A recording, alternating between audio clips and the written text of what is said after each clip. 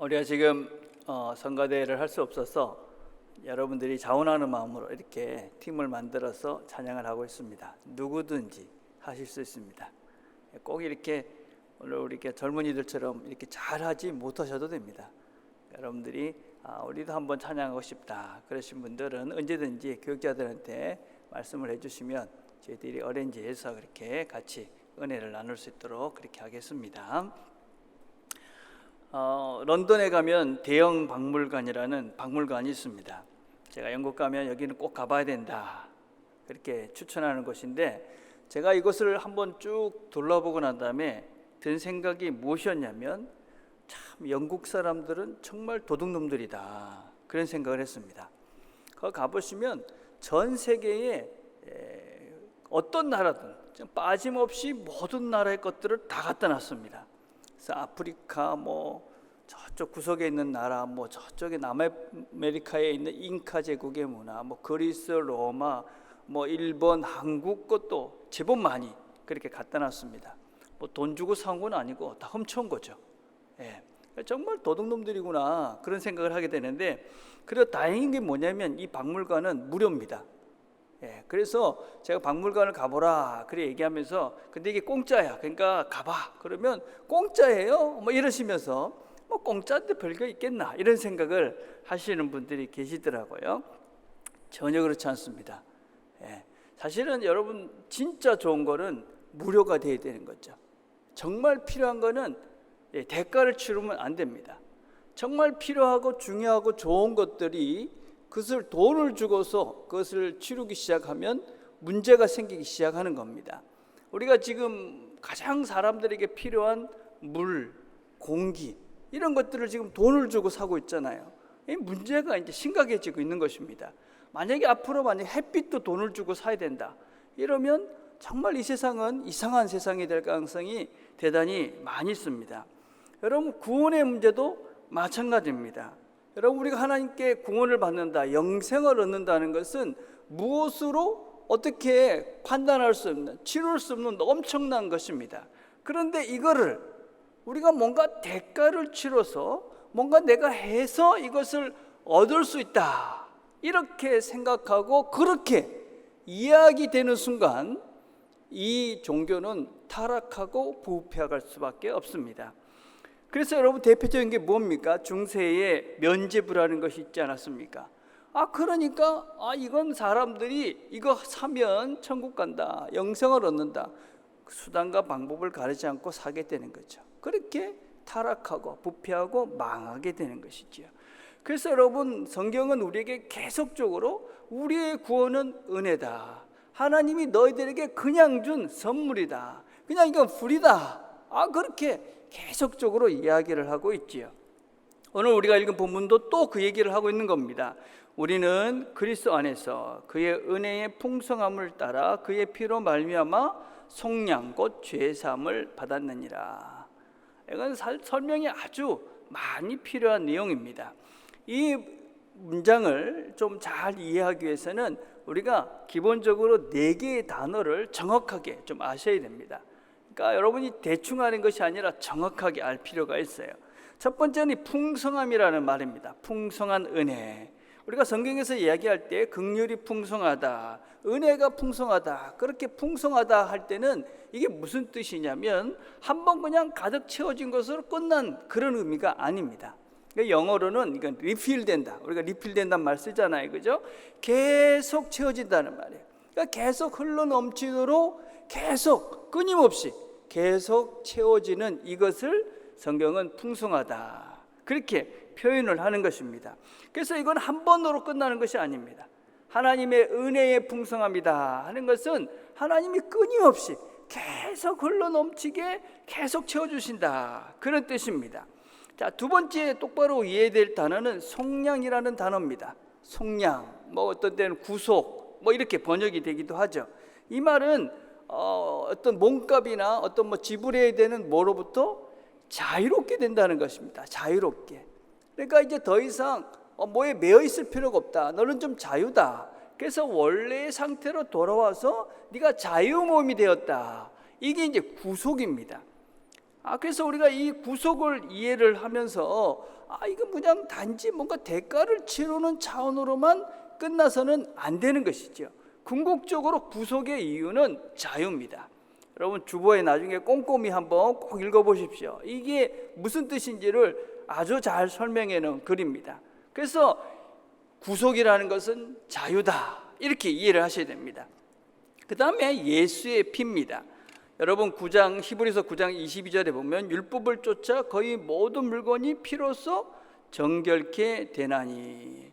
여러분 우리가 이 예수님의 피, 그런 것은 죄를 용서해 준다는 것인데, 죄의 용서의 궁극적인 목적은 무엇이냐면 우리를 깨끗하게 해주는 겁니다. 깨끗하게.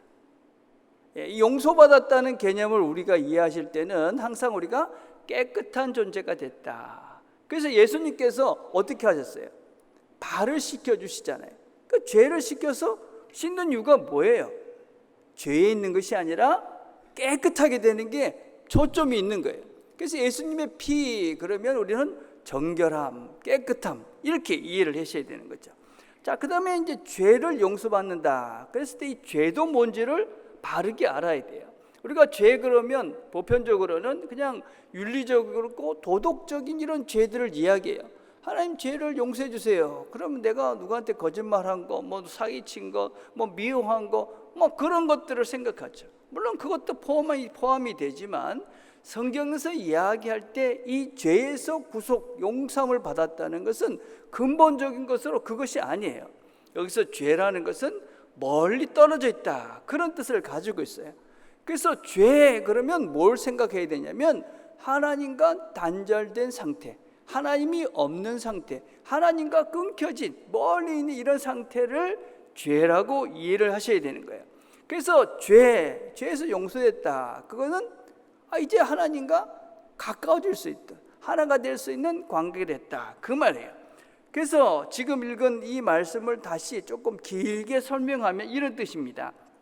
예수 그리스도의 피로 모든 죄, 즉 하나님과 멀리 떨어져 있는 관계가 예수의 피로 깨끗하게 되어졌고, 앞으로도 계속 풍성한 예수님의 피가 우리를 깨끗하게 만들어 줄 것이고, 그래서 이제는 우리가 하나님과 아름다운 깨끗한 그런 관계를 맺을 수 있는 그런 존재가, 하나님과 내가 이제는 친밀해질 수 있는 그런 관계로 회복되었다, 그런 의미를 담고 있는 것이 오늘 읽은 1장 7절의 말씀이에요.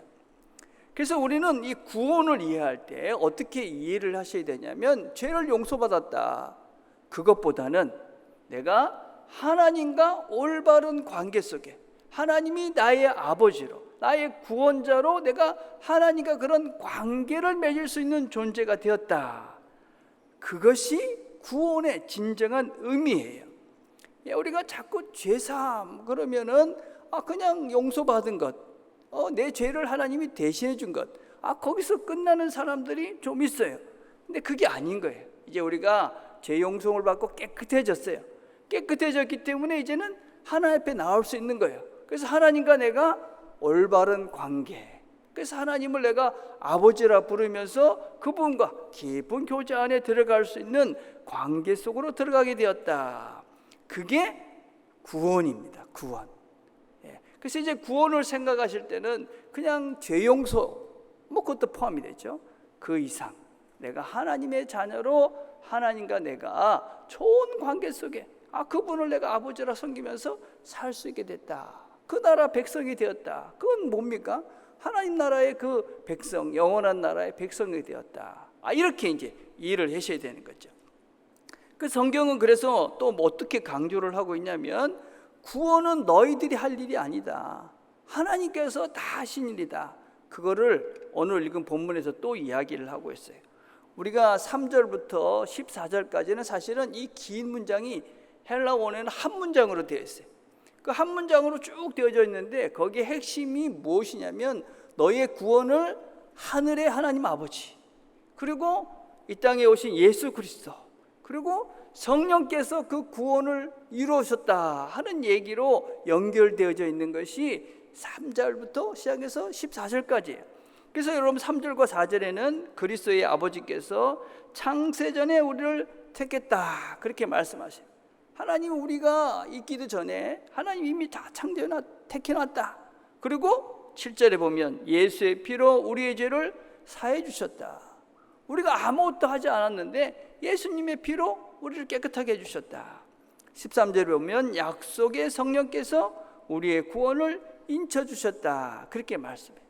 그래서 삼위 되시는 하나님께서 우리의 구원을 다 과거부터 현재까지 미래까지 다 보장하고 다 이뤄 놓으셨다. 그래서 너희들이 구원에 대해서 염려할 것이 없다. 안심해라. 이 하나님이 다 해놨다. 그래 걱정하지 마라. 그리고 이거는 은혜다. 하나님이 끊임없이 부어주시는 끊임없이 부어주시는 하나님의 은혜로 너희들이 하나님의 나라의 자녀가 되었다. 성경이 지금 그 얘기를 계속하고 있는 거예요. 그래서 우리에게 하나님께서 이 구원을 이야기하시면서 그래서 이건 내가 할 일이니까 너희들은 그거 신경 쓰지 마라. 그럼 우리를 뭘 하라는 거예요? 왜 우리를 구원해 주셨는가 하는 하나님이 구원해 주신 그 목적에 우리를 집중하라고 말씀하셔요. 왜 우리를 구원해 주셨는가? 에베소 1장 10절에 보면 하늘에 있는 것이나 땅에 있는 것이 다 그리스도 안에서 통일되게 하려 하심이라. 통일이 된다는 말은 하나가 된다는 말이에요. 하나. 이게 굉장한 말이에요, 사실은요. 우리가 예수를 믿는, 그래서 하나님이 자녀로 구원을 받았다 하는 순간 우리가 다 이 세상이 하나구나, 이거를 너희들에게 알려주는 거다, 그 얘기를 하고 계시는 거예요. 여러분 1차적으로는 사실은 이게 그리스도 안에서 우리가 하나다라는 것은 그리스도인들이 우리가 먼저 그걸 누리는 거예요. 여러분 우리가 여기 다 다르잖아요, 그죠? 출신이나 뭐 배경이나 뭐 다 달라요. 근데 우리가 함께 모였어요. 다 다른데 하나 된 이유는 딱 하나예요. 예수 안에서, 예수님 때문에 우리가 하나다. 요새 우리가 이제 몇 번 장례를 치르면서 제가 깨달은 게 있어요. 정말 우리가 하나구나. 여러분 장례식 2번을 저희들이 치렀는데 가니까 다른 분들은 다 안 오셨더라고요. 딱 누가 왔냐면 가족, 그리고 저희들만 갔어요. 장례를 치르고 장지까지 가고. 뭐 왜 우리가 갑니까? 왜 그렇게 다른 사람들은 다 안 오는데 우리는 그죠? 왜 거기까지 갑니까? 우리가 예수 안에 하나다. 우리 예수 안에 한 가족이기 때문에 우리가 우리 가족 같은 마음으로 하나가 된 식구된 마음으로 그렇게 가는 거잖아요. 그죠? 이게 1차적으로 우리가 예수 안에서 하나됨을 누려가는 거예요. 그렇게. 그래서 여러분들이 우리가 서로 보면서 우리 가족이 이렇게 많다. 나와 하나 된 한마음 된 사람들이 이렇게 많다. 내가 하나님한테 갈 때도 이 사람들이 다 그렇게 같이 내 마지막 길을 이렇게 같이 가주겠구나. 여러분 그 소중한 사람들, 하나다. 그게 1차적인 뜻이에요. 또 근데 사실은 더 큰 의미가 있어요. 이 성경에 뭐라고 되냐면 이 우리 모두가 만물이 다 그 안에서 하나가 된다, 이렇게 이야기하고 있어요. 만물이, 우리가 이 예수 안에서라는 말은 예수의 마음으로, 예수의 눈으로, 예수의 관점으로 그런 의미를 가지고 있어요. 우리가 예수 안에서 우리가 이렇게 한 가족됨을 누리는과 동시에 예수의 눈으로, 우리가 예수의 눈이 열려지기 시작하면 이 모든 것들이 하나구나 하는 걸 깨닫는 거예요. 여러분 우리는 원래 다 하나였어요. 죄 짓기 이전에 우리 모두는 하나님의 창조 세계 속에서는 다 하나였어요. 너와 내가 따로 있지 않았죠. 뭐 이슬람이 있고 불교가 있고 있지 않았어요. 그렇죠? 심지어는 자연까지도, 동물이나 식물까지도 다 하나님 안에서 다 하나가 된 세상이, 이게 온전했던 그런 하나님의 나라였어요. 죄가 그걸 다 파괴한 거죠. 그래서 우리가 우리가 예수 안에서 새로운 시각, 새로운 눈이 열리기 시작하면 그 모든 것들이 하나구나, 이게 하나가 돼야 되는구나 하는 걸 깨닫기 시작하는 거죠. 여러분 우리가 왜 전도를 합니까? 여러분? 우리가 이 잘 생각을 해보셔야 돼요. 우리가 막 이슬람, 불교 이러면 막 미워하고 막 그러잖아요. 저 사람들 뭐 이러면 막 나하고 다른 사람들을 막 그러는데 이게 얼마나 우리가 좀 이상한 생각을 하고 있는 거예요. 우리가 이슬람들한테 전도하려고 사람을 보내요. 불교에도 사람들을 보내요. 그죠? 이렇게 다른 사람들을 다 전도하려고 보내요. 왜 그렇습니까? 그거 다 하나님의 백성인데 하나님을 모르고 사느니 그 불쌍한 마음으로 전도하는 거잖아요. 그죠? 그래서 우리가 다 하나다. 이 마음이 우리 마음이 되어져 가는 거예요. 우리가 예수를 믿으면 이 마음으로 커지는 거예요. 그래서 예수를 믿으면 마음이 점점 커지고 점점 쌓였던 모든 벽들이 무너져 가야 돼요. 예수 믿으면서 자꾸만 죽어가고 있다. 예수 제대로 못 믿고 있는 거예요. 만물이 다 그 안에서 통일이 된다. 만물이 그 안에서 다 하나다. 이런 세상을 누리도록 하나님이 우리를 그의 자녀가 되게 하셨다. 두 번째는 그의 기업이 된다고 이야기합니다. 모든 일을 그의 뜻대로 결정대로 일하시는 이의 계획을 따라 우리가 예정을 입어 그 안에서 기업이 되었으니, 이 기업이 됐다는 것은 그의 소유가 되었다 하는 뜻입니다. 하나님의 소유가 됐다. 이건 두 가지 큰 의미가 있어요. 첫째는 그의 소유가 되었기 때문에 그와 함께 하는 복을 누린다, 그런 의미를 갖고 있어요. 그와 함께하는 복을 누린다. 우리가 지금 새벽기도 시간에 신명기를 공부하고 있어요. 신명기. 이번 주에 제가 신명기 16장을 설교하면서 우리 이스라엘의 3대 절기를 설명했어요. 6월절과 그 다음에 7절과 장막절이라는 것이 있어요. 이 장막절이 무엇이냐면 이스라엘 백성들이 모든 추수를 다 마치고 난 다음에 그러고 난 다음에 일주일 동안 장막, 집이 아닌 장막에서 일주일 동안 거하는 것이 장막절이에요. 이스라엘은 2번 추수를 합니다. 봄에 한 번 4월경에 하는데 그거는 밀이나 보리를 추수하는 시기예요. 그리고 이제 한 10월달 우리 같은 추수감사절 추석쯤에 내가 한 번 더 하는데 그때는 이제 올리브와 포도를 추수를 해요. 그래서 이 모든 추수를 다 마치고 나면 일주일 동안 장막 광야에 가서 일주일 동안 텐트를 치고 사는 거예요. 아니 하나님이 주신 것 가지고 먹고 즐기고 아이고 감사합니다 이렇게 되는데 왜 그들은 거기 가지 않고 텐트에 가서 일주일 지내느냐? 그들은 이런 고백을 하는 거예요. 하나님이 주신 거 이런 거 많이 있는데 그것보다 나는 비록 광야지만 하나님과 함께하는 이 시간이 나에게 진정한 복이다. 그래서 그들은 하나님이 주신 것 가지고 다 누릴 수 있지만 그것보다 하나님과 함께하는, 비록 이게 장막이고 이게 비록 광야고 아무것도 이 세상에선 즐길 것 없지만 하나님을 기억하고 하나님과 함께하는 이 시간이 무엇보다도 가장 큰 복이다. 그래서 그들이 장막에서 텐트에서 광야에서 일주일을 보내면서 하나님의 은혜와 하나님이 주신 복들을 누리는 거예요. 하나님과 함께하는 복을 누리는 것이죠. 여러분 인생에 있어서 가장 큰 복이 뭐라고 생각하십니까? 하나님이 함께하는 것이 복이다. 전 여러분들이 이 자리에 온 것이 그런 복을 누리시는 겁니다. 여러분 코로나다, 오늘 날씨 되게 더운데 이런 걸 다 뚫고 여러분들이 오신 거예요. 왜 오신 겁니까? 하나님과 함께하는 것이 무엇보다 복이다. 1시간, 어떤 분 2시간씩 왔다 갔다 이렇게 하잖아요. 왜 그렇습니까? 이 시간이 하나님과 함께하는 이 예배 시간이 내 삶에서 복이다. 가장 행복하다. 그래서 오시는 거죠. 우리 영상을 보고 있는 식구들도 있잖아요. 식구들은 애들 뛰다니고 막 그런데도 어쩌든지 이 시간 맞춰가지고 그 자리에 앉아서 예배를 드리잖아요. 하나님과 함께하는 것이 우리의 삶에 가장 소중하다. 그걸 우리가 누리는 거죠. 여러분 이 자리에 오실 때마다 그 하나님이 함께 하시는 그 복들을 여러분들이 누리시길 바랍니다.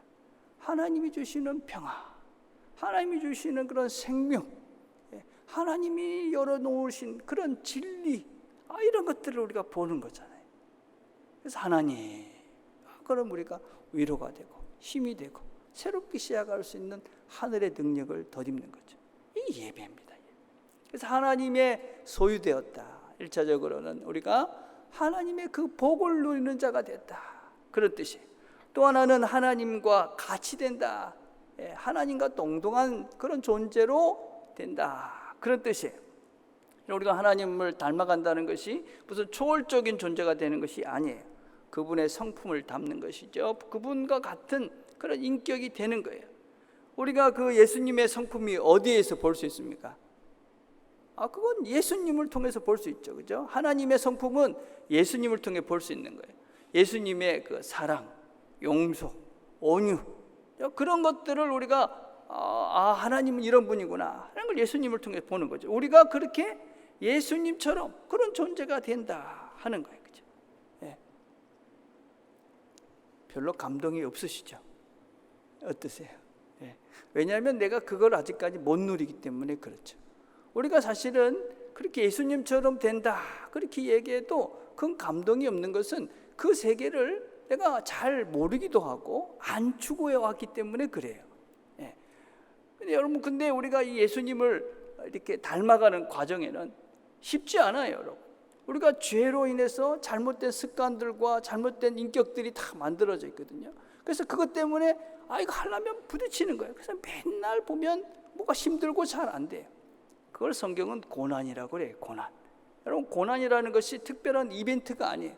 물론 뭐 병이 나기도 하고 이런 것들도 고난일 수 있죠. 그렇지만 그런 궁극적인 그런 이벤트들의 삶의 이벤트의 목적은 우리가 예수를 닮아가는 그 과정을 겪는 그 일들이에요. 그래서 이걸 우리는 성경은 고난이라고 그래요. 그렇죠? 예. 그런 고난을 통해서 우리가 예수를 닮아가는 존재로 변화되어져 가야 되는데 이 고난을 다 그냥 피해서 안 하고 넘어가니까 진짜 내가 하나님 예수님처럼 되어져 갈 그런 복들을, 진정한 그런 삶의 참된 맛을 모르는 거죠. 예.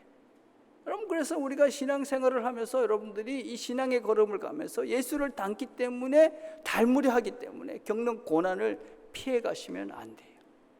그 길들을 따라가야 돼요. 그 길을 겪어야 돼요. 그럼 성경은 뭐라고 얘기합니까?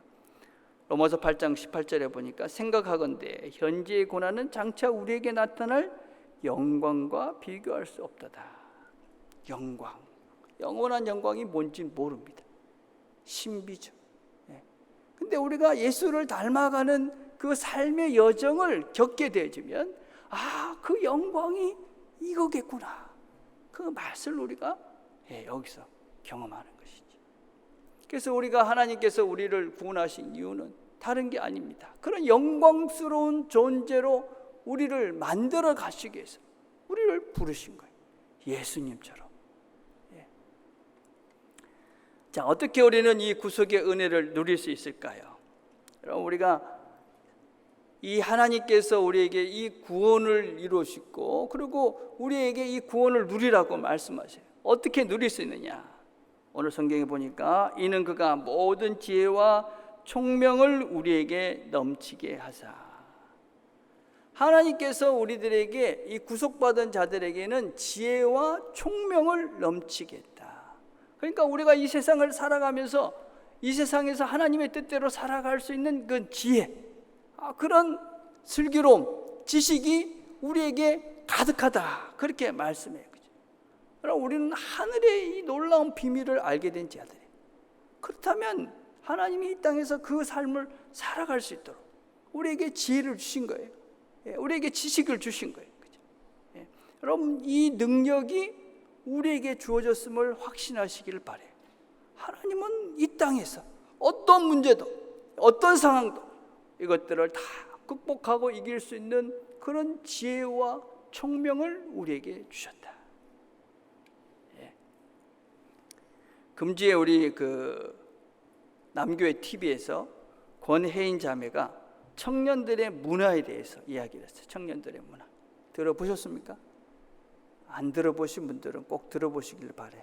그래서 청년들은 어떤 생각을 하는가, 그런 내용들입니다. 거기에서 청년들의 문화를 한마디로 개인주의다, 그렇게 설명을 했어요. 개인주의. 여러분, 개인주의 이렇게 이야기하면 좀 안 좋게 우리가 생각하는데 그렇지 않습니다, 여러분. 개인주의와 이기주의는 다릅니다. 그렇죠? 개인주의는 뭐냐면 한 사람 한 사람 내가 참 소중하다. 그렇기 때문에 너도 참 소중하다. 이게 개인주의.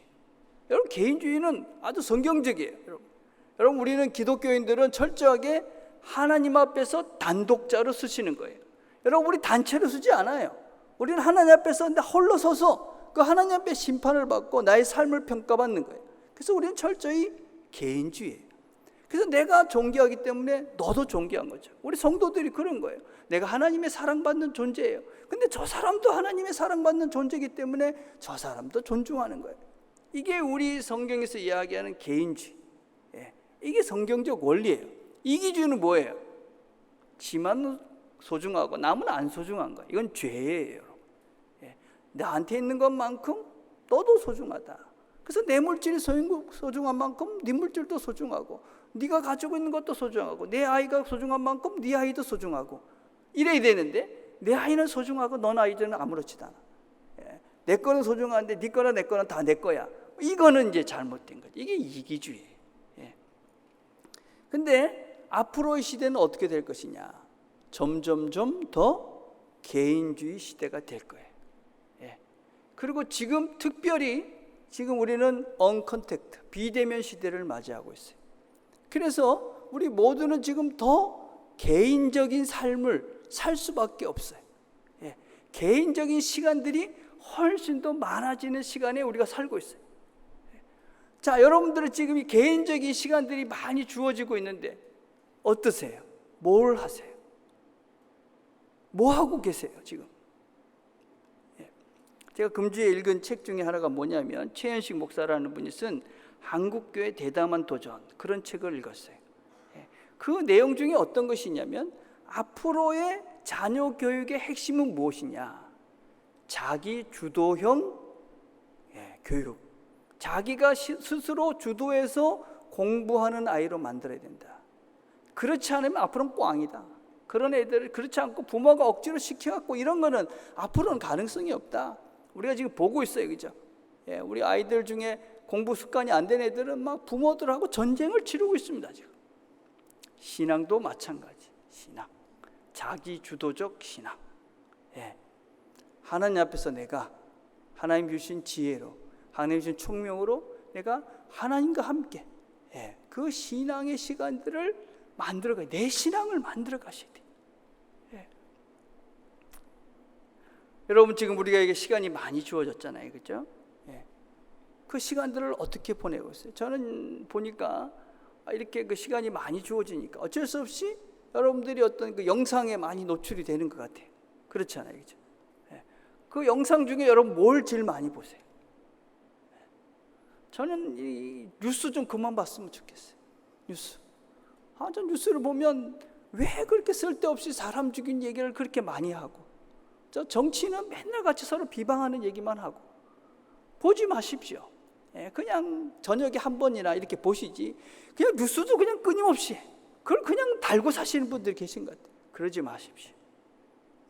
우리 영혼에 전혀 도움이 되지 않아요. 그런 험한 얘기 나오면 돌리십시오. 남 비난하는 얘기 나오면 다른 거 보십시오. 유튜브도 정치 좀 보지 마시고, 그 맨날 이거 자기 확증, 내 생각과 똑같은 사람들 이야기 들으면서 그냥 카타르시스를 하는 안 좋은, 우리 영혼이 해롭게 되어집니다. 보지 마시고. 교회에서 그래서 보냈잖아요. 여러분들 보시라고, 그죠? 금주의 영상 소개. 이래서 오늘을 체력 하나만 달라져도 인생에 많은 것들이 변합니다. 이런 영상들을 소개하고 있어요. 그거 보시고 나면 그 옆에 비슷한 것들 많이 달려 있어요. 그런 거 보시고. 교회에서 매일 보내주잖아요. 교회에서 보내주는 거는 하나도 안 보시면서 맨날 그 유튜브 이상한 것만 보고 계시다. 여러분의 영혼이 건강할 수가 없습니다. 앞으로 그것이 10년, 20년, 뭐 길게 2, 3년만 지나가면 달라집니다, 여러분. 저희들이 교회가 또 이렇게 성도들이 좋은 걸 보고 좋은 생각을 하고, 이렇게 가면 품이 있고 고급진 그리스도인이 되는 거예요.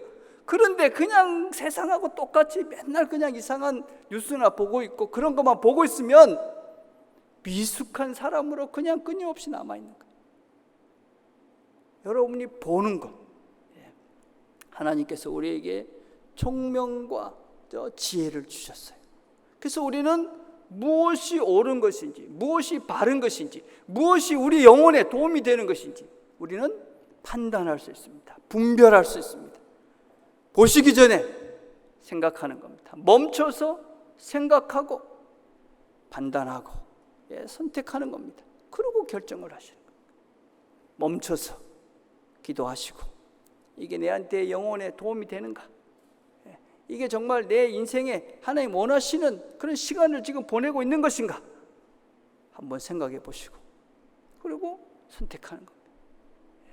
우리는 하나님이 그런 지혜와 총명을 주셨기 때문에 이런 옳은 것들을 선택해 갈 수 있는 것이죠. 그래서 여러분의 시간들을 스스로 여러분들의 신앙을 키워가는 이런 시간이 돼야 돼요. 옛날처럼 모이지도 못하잖아요. 여러분 스스로가 그걸 하지 않으면 성장할 수가 없습니다. 제자리 걸음만 하게 돼요. 제가 우리 주일학교에서 지금 하고 있는 그거 하나 보여주려고 합니다. 한번 보여주시래요. 이게 뭐냐면 우리 주일학교 아이들이 아침 새벽에 일어나가지고 자기들이 큐티한 거 사진 찍어가지고 전도사님한테 보내는 거예요. 부끄러운 분들 많죠. 성경 하나도 안 보는데 우리 주일학교 애들이 6시 반, 7시 이전에 일어나서 성경 읽고 큐티하고 그걸 전도사님한테 사진 찍어 보내고 있는 거예요. 하루 종일 성경은 한 절도 안 보고 하루 종일 그냥 기도는 한 번도 안 하고 그런 분들 좀 도전이 되시라고. 자기 주도적 신앙을 키워가고 있는 것이죠. 스스로 성경을 보고 묵상하고 물론 아이들이니까 훈련이 필요하죠. 우리 스스로가 이 신앙을 키워가지 않으면 우리가 앞으로 살아갈 이 시대는 점점점 뭔가 우리가 교회가 억지로 뭔가 끌고 갈 수 있는 그런 시대가 아닙니다. 또 점점점 세상이 이상해서 이상한 소리가 점점점 많아지는 세상입니다. 우리가 자꾸 진리가 아닌 곳으로 우리를 이끌어가는 그런 시대에 우리가 살고 있습니다. 정신을 차리셔야 됩니다. 하나님께서 우리에게 지혜와 총명을 주셨다. 그 다음에 우리가 꼭 기억해야 될 것은 성령께서 우리를 인치셨다는 말을 꼭 기억하셔야 됩니다. 에베소서 1장 13절과 14절에 보니까 그 안에서 너희도 진리의 말씀 곧 너희의 구원의 복음을 듣고 그 안에서 또한 믿어 약속의 성령으로 인치심을 받았으니 이는 우리 기업의 보증이 되었다. 여러분 이건 성령이 보증이 되었다. 이 말은 우리가 성령님께서 우리의 앞으로의 모든 날들을 책임져 주신다. 그 말이에요. 그죠? 근데 성령님은요 단체로 임하시는 분이 아니에요. 왜 예수님께서 승천을 하시고 하늘에 올라가서 성령을 보내주시냐면 성령을 각 사람에게 내려주시기 위해 각 사람에게 우리 각자는 다 하나님의 성령을 받은 사람들이에요. 그죠? 그래서 우리의 삶은 그 성령님과 함께 사는 거예요. 성령님이 뭐 하시는 분인가? 우리의 삶을 인도하시는 분이에요. 우리 이번 주에 우리가 오순절에 오신 성령님에 대한 공부를 조금 더 할 거예요. 이분이 하시는 가장 큰 일은 우리가 일상을 살아가는 이 삶을 구체적으로 인도해 가시는 분이에요. 우리 각자가. 그래서 우리는 하나님께서 주신 지혜와 총명으로 이 성령님과 함께 우리의 삶을 창조적으로 만들어가는 거예요. 창조적으로. 여러분 우리의 삶을 누구 따라가는 것도 아니에요. 이 사람이 했으니까 하고 저 사람이 그런 게 아니고 하나님이 주신 그 지혜와 총명으로 우리와 함께 하시는 그 성령님과 함께 우리의 삶을 날마다 새롭게 만들어가는 그것이 우리의 인생이에요. 그 성령님이 우리의 삶을 그렇게 창조적으로 구원받은 하나님의 백성으로 새로운 멋진 인생을 살 수 있도록 인도해 가시는 거예요. 아니 어떻게 저런 삶을 살지? 아니 어떻게 이렇게 어렵고 힘든데 저렇게 평안하지? 겁이 없지?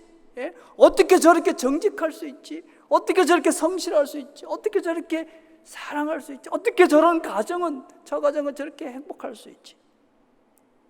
사람들이 맞아 저 사람은 예수 믿는 사람이야. 그럴 때 하나님께 영광의 찬송이 되는 거예요. 영광의 찬송은 그냥 박수 치는 게 아니에요. 우리의 삶을 보고 사람들이 맞아 저 사람은 예수 믿는 사람이야. 예수 믿으니 다르구나. 그게 우리의 삶을 통해 하나님께 영광이 되는 삶을 사는 거예요. 하나님은 우리가 이 삶을 살 수 있도록 우리를 부르신 거예요. 우리가 이 삶을 살 수 있도록 성령님께서 우리와 함께 해주시는 거예요. 우리에게 지혜와 총명을 주셔서 우리의 삶을 통해서 하나님의 영광을 드러낼 수 있는 그런 존재로 우리를 만들어 가시는 거예요. 그런 사람들이 바로 우리들인 거예요. 이 한 주도 우리와 함께 하시는 성령님께서 그 삶을 살 수 있도록 우리에게 지혜를 주실 것이고 총명을 주실 것이고 함께 하시면서 우리를 이끌어 가실 것입니다. 이 한 주도 하나님의 영광이 되는 삶을 사는 저와 여러분이 되기를 간절히 바라겠습니다. 기도하겠습니다. 하나님 아버지 감사합니다. 오늘도